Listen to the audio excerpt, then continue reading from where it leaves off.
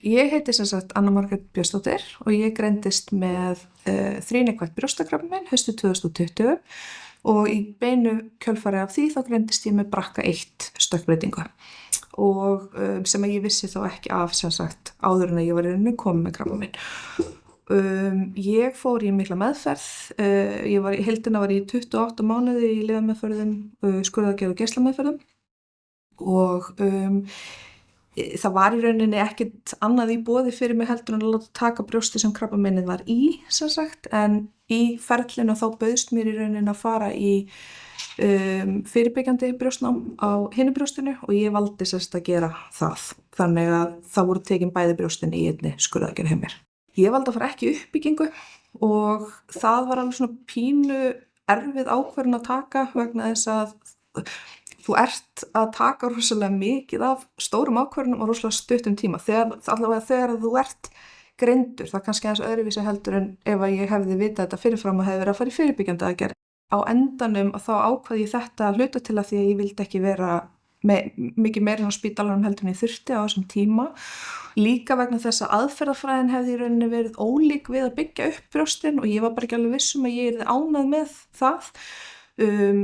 Mér fannst þetta stór ákvörðun en ég hef aldrei séð eftir henni og í dag er ég bara mjög ánægð með það að hafa tekið þessa ákvörðun á þessum tíma.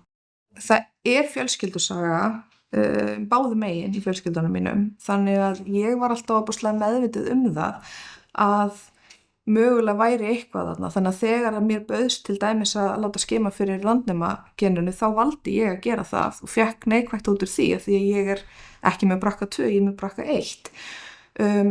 Þannig að og ég var sóttið ofsalega fast að fá að fara í myndatökur út af fjölskyldusögunni en fékk það ekki vegna þess að skyldleikinn þótti ekki nógu mikill en fyrir vikið var ég gríðarlega duglega að fylgjast með öllum breytingum á brjóstunum sjálf og það er líklega það sem bjargaði mér vegna þess að ég fann hnútinn sjálf þegar hann var tiltölulega lítill sótti það fast að fá að fara í myndatöku þrátt fyrir að mér væri í rauninni sagt að ég væri of ung til þess að þetta gæti verið krabbamein og líkurnar væri svo litlar að þetta væri krabbamein og ennþá minna á því að þetta væri arfgengt sem sagt eða tengdist því en síðan kom bara í ljós að þetta var mein og þetta var mjög hraðvaxandi mein sem að dreifði sér hratt og ég hefði ekkert mátt bíða neitt ofsalega lengi með að byrja meðferð. Ég átti ekki börn þegar ég greindist með krabbameinið. Ég var svo óbúslega heppin að ég komst í eggheimtu áður en að ég byrjaði meðferðina á þessum mjög knappa tíma sem ég hafði og það var óbúslega gott að vita af því að ég ætti möguleika á því að eignast barn vegna þess að krabbameinsmeðferðirnar hafa áhrif á frjósemi meðal annars.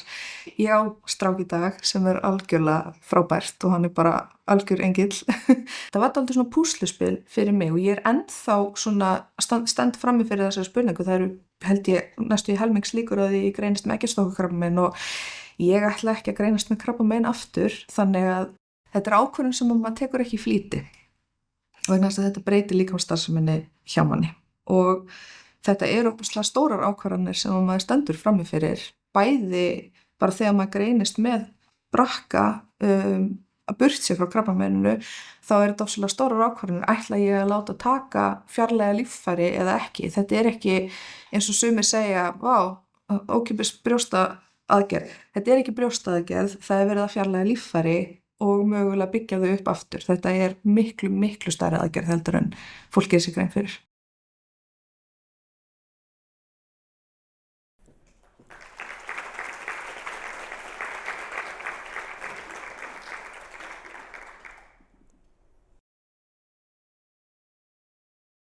Ég sem sagt heiti Særós Reynisdóttir og ég greindist með BRCA2 stökkbreytinguna árið 2018. Ég er 31 árs og sem sagt greindist í rauninni bara við það ég skráði minn á arfgerð og fékk þá að vita að ég væri með þessa stökkbreytingu og það er alveg sterk fjölskyldusaga krabbamein. Brjóstakrabbamein, systir mín greindist 34 ára með brjóstakrabbamein. Og pabbi minn greindist þess að með blöðruhálskirtilskrabbamein.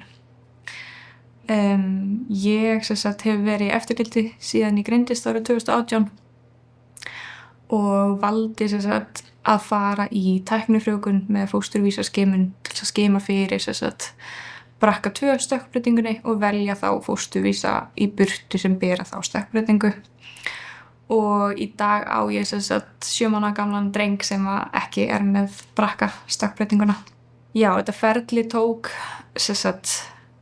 kannski svona ár í heildina frá því að við sendum blóðsýni út og það blóðsýni greint eftir því hvernig svona genið kóðað í blóðinu hjá okkur. Það tekur smá tíma að fá þær niðurstöður, einhverja 3 mánuði, 4 mánuði, eitthvað svoleiðis. Svo byrjuðum við í nóvember 2023 í hormónmeðferð og eggheimtu og í febrúar 2024 verð ég ófrísk af stráknum mínum. Og hann fæðist síðan í október 2024 og bara fullkomlega heilbrigður, mjög sterkur strákur. Já. Ég er mjög þakklátt fyrir að fengja að vita að ég væri með BRCA stökkbreytinguna og ótrúlega þakklátt að strákurinn minn sé ekki með þetta gen.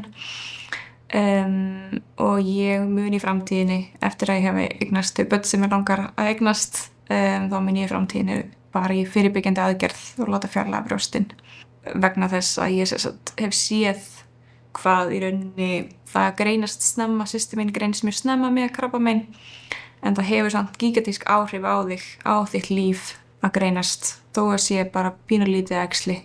Þetta var 1 centimeter hjá henni en hún þurfti samt sem að fara í lyfjameðferð og fara í gegnum allt þetta, láta fjarlægja bæði brjóstin og mun núna vera á svona hormónabælandi meðferð restina af lífinu, þannig að fyrir mig það engin spurning að fara núna í fyrirbyggjandi aðgerð.